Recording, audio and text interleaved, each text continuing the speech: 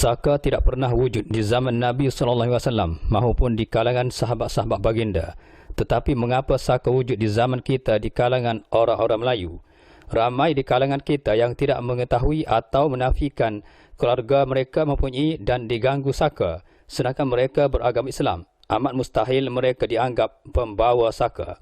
Dalam konteks ini, adakah masyarakat kita sedar saka sebenarnya boleh memakan diri dan generasi seterusnya yang sealiran darah, kerana saka akan tetap wujud selama-lamanya jika tidak dinyahkan, kerana setiap orang tidak akan dapat lari dari masalah saka walaupun kita cuba menidakkannya. Dianggarkan 90 hingga 95% orang-orang Melayu mewarisi saka dari keturunan nenek moyang mereka yang terdahulu kerana pelbagai sebab. Ketahuilah juga bahawa saka itu sebenarnya ialah dari kalangan makhluk halus bernama jin. Bagi mendapatkan gambaran jelas tentang saka dan asal-usulnya, wartawan Star TV berkesempatan mewawancara pengamal rawatan tradisional Abjad Kelantan, Aziz Haji Daud atau Abang Aziz, yang kini menetap di Kampung Lundang, Kota Baru, Kelantan, memperoleh ilmu dari warisan wali arwah tersohor Kelantan bernama Tok Kenali. Sanggup berkongsi pengetahuan berhubung fenomena saka yang menghantui masyarakat Melayu dari dulu sehingga hari ini. Makna saka ialah khodam jin. Khodam jin ini pula ada dua jenis, iaitu jin Islam dan jin kafir. Urjanya mentakrifkan saka sebenarnya ialah makhluk jin yang wujud dalam aliran darah manusia. Katanya, walaupun dikatakan jin Islam yang sentiasa beribadat dan mendekatkan diri dengan Allah SWT, namun setiap yang bernama jin sememangnya tidak boleh dipercayai. Ini kerana kalau sudah dikatakan jin sifatnya memang jelas hanya ingin memperdayakan dan menyesatkan selain mengenakan pelbagai syarat terhadap manusia yang mengamalkan sesuatu ilmu. Apatah lagi jika pengamal ilmu berkenaan inginkan ilmu-ilmu yang dianggap hebat seperti keramat dan kebal, yakni kalis dan tidak lut senjata. Keadaan ini menurut Abang Aziz, walaupun sembahyang itu telah difardukan kepada manusia, tetapi oleh kerana keinginan yang meluap-luap di kalangan pengamal ilmu-ilmu hebat tadi, manusia sanggup mengikut telunjuk daripada makhluk jin berkenaan supaya turut beribadat untuk mereka pula. Situasi ini menjadikan seolah-olah jin itu pula sebagai tuan yang berkuasa semata-mata kegelojohan manusia untuk mendapatkan sesuatu yang dihajatkan. Padahal manusia pada hakikatnya hanya perlu menerima perintah dan melakukan ibadat serta suruhan hanya semata-mata kepada Allah SWT sahaja. Perbuatan jin memperalatkan manusia ini sebenarnya merupakan satu muslihat untuk mengaut pahala ibadat dari manusia yang berhajatkannya. Dibimbangi, jin itu memperolehi pahala ibadat yang banyak. Sebaliknya manusia yang diperalatkan itu dalam keadaan menemui Allah tidak mempunyai markah pahala langsung. Sebaik-baik jin adalah sejahat-jahat manusia. Jin yang paling alim juga mempunyai tuan guru dan ulama. Jika dibandingkan dengan manusia, paling jahat adalah jin bagi manusia yang baik, katanya. Ini bermakna jin bersifat mudah menerima apa sahaja perintah manusia, iaitu jika seorang manusia memerintahkannya untuk menganiayai atau merosakkan individu tertentu, jin tersebut akan melakukan kerja dan arahan itu untuk menunjukkan makhluk jin itu amat baik terhadap manusia yang mengarahkannya, sebagai upah di atas sikap manusia yang suka beramal berdasarkan arahan jin seperti puasa sunat dan solat fardu untuk tujuan mendapatkan ilmu-ilmu yang hebat itu. Dalam soal ini katanya, apabila jin yang diupah untuk menggigit, kemudian manusia yang menjadi mangsa gigitan itu datang untuk mendapatkan rawatan, pihak lain tidak akan dapat menyembuhkannya sekalipun ia adalah seorang doktor pakar yang ternyata tidak dapat mengesan jenis-jenis penyakitnya, apatah lagi bomoh-bomoh lain yang dianggap hebat. Sebaliknya, penyakitnya akan dapat disembuhkan apabila mendapatkan rawatan dari pihak yang mengarahkan jin tersebut untuk menganiayai mangsa berkenaan.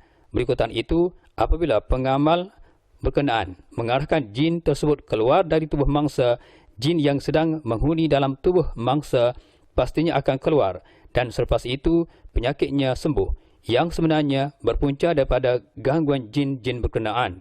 Dalam konteks ini, individu yang beramal untuk tujuan berkenaan akan dipandang mulia dan hebat kerana beliau dianggap seorang sahaja yang berjaya merawat mangsa yang dirasuk jin itu. Hasilnya, individu yang beramal dengan ilmu-ilmu itu akan semakin angkuh, riak dan takbur. Manakala jin bukan Islam, yakni jin kafir pula, atas tanggapan orang ramai yang menamakannya sebagai hantu raya, pelesit, hala, pontianak, langsuir, anak kerak dan sebagainya. Jin jenis ini juga turut mengenakan pelbagai syarat kepada tuannya supaya menjamunya dengan makanan yang banyak dan lazat seperti ayam panggang, pulut kuning, telur dadar, bertih atau buah-buahan seperti limau dan apel yang diletakkan di tepi-tepi kampung, tebing sungai, busut anai-anai, pohon-pohon dianggap berpuaka dan sebagainya. Hantu raya banyak digunakan dalam permainan-permainan rakyat seperti wayang kulit dan main putri, terutamanya bagi watak Hanuman Kera Putih dari spesies buruk. Justru Hanuman Kera Putih ini adalah makhluk yang gagah, jadi sesuailah jin kafir menjelma dalam rupa buruk, kera atau monyet. Orang yang memelihara hantu raya misalnya bertujuan untuk mengawal rumah kerana kegagahannya. Abang Aziz menambah, terdapat 3 jenis saka yang menjadi amalan masyarakat Melayu sejak dahulu sehingga hari ini, seperti saka amalan, saka dari pembawa saka dan saka keturunan. Saka amalan ialah individu yang memperolehinya dengan cara menuntut ilmu tanpa melalui guru. Dalam hal ini, individu berkenaan mempelajari sesuatu ilmu yang dihajatinya melalui buku dan kitab-kitab, lalu beramal dengannya tanpa mendapat tunjuk ajar, bimbingan dan ijazah dari seorang guru yang bertauliah. Dengan itu, individu yang mengamalkan ilmu dengan hanya membaca buku-buku dan kitab-kitab ini sebenarnya telah digantikan oleh makhluk jin sebagai guru mereka. Jadi amat jelas bahawa saka ini hanya bertenggek pada orang-orang yang alim, warak dan suka menuntut ilmu seperti ilmu-ilmu kebal dan hebat itu tadi. Selain itu, terdapat juga pengamal-pengamal ilmu yang memperolehi saka dari guru-guru mereka yang ditakrifkan sebagai pembawa saka, lalu masuk ke dalam tubuh pelajar-pelajar mereka. Jelas Abang Aziz lagi. Sambungnya, saka yang paling diwarisi oleh orang-orang Melayu walaupun generasi kini dikatakan tidak beramal dengan ilmu-ilmu yang hebat ialah saka keturunan atau disebut juga saka peliharaan. Ini kerana apabila generasi terdahulu seperti nenek moyang kita yang kemudiannya diwarisi oleh orang-orang tua kita, yang ibu dan bapa, hari ini yang mempunyai saka, akhirnya akan diwarisi pula sehingga anak, cucu dan cicit yang terakhir.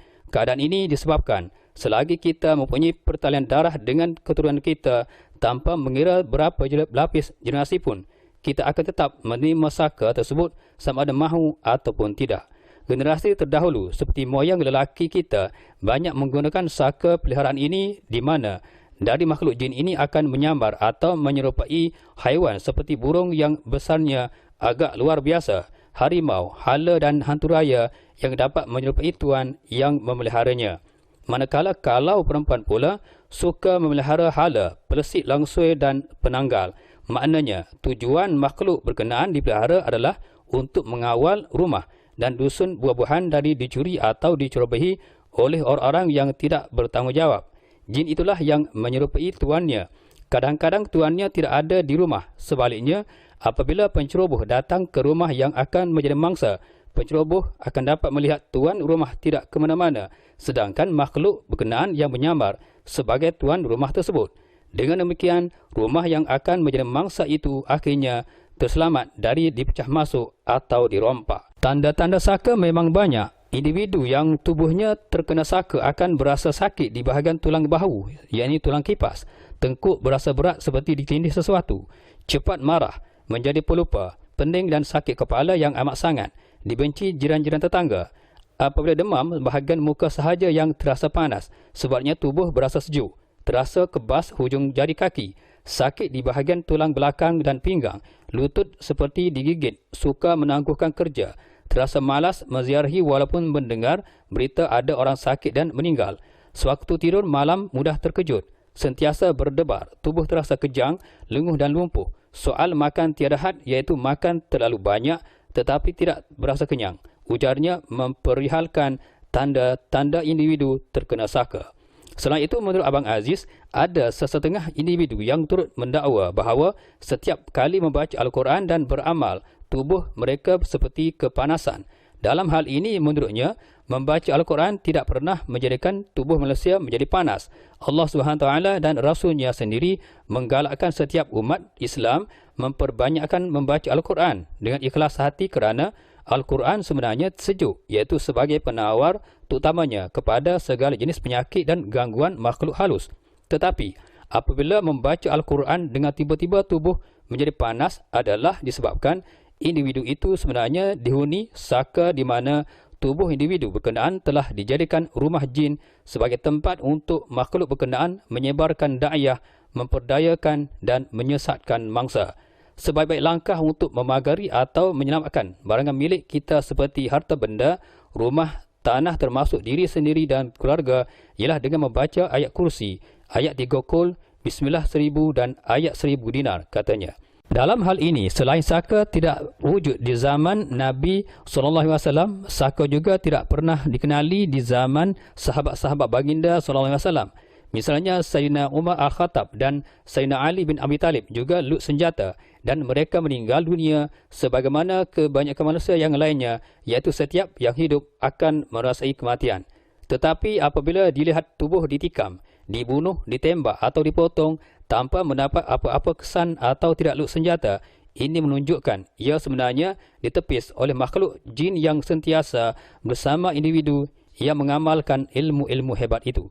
Justru jelaslah bahawa amalan dari ilmu-ilmu yang tidak bersandarkan kepada guru-guru yang bertauliah serta amalan yang menyimpang dari landasan sebenar akan menyebabkan seseorang pengamal ilmu itu tidak akan tahu hujung dan pangkalnya, akan mudah mewarisi saka. Ingatlah, saka boleh meranap dan melenyapkan segala pahala amal ibadat yang dikerjakan berpuluh-puluh tahun lamanya yang akhirnya menjadi rugi dan sia-sia.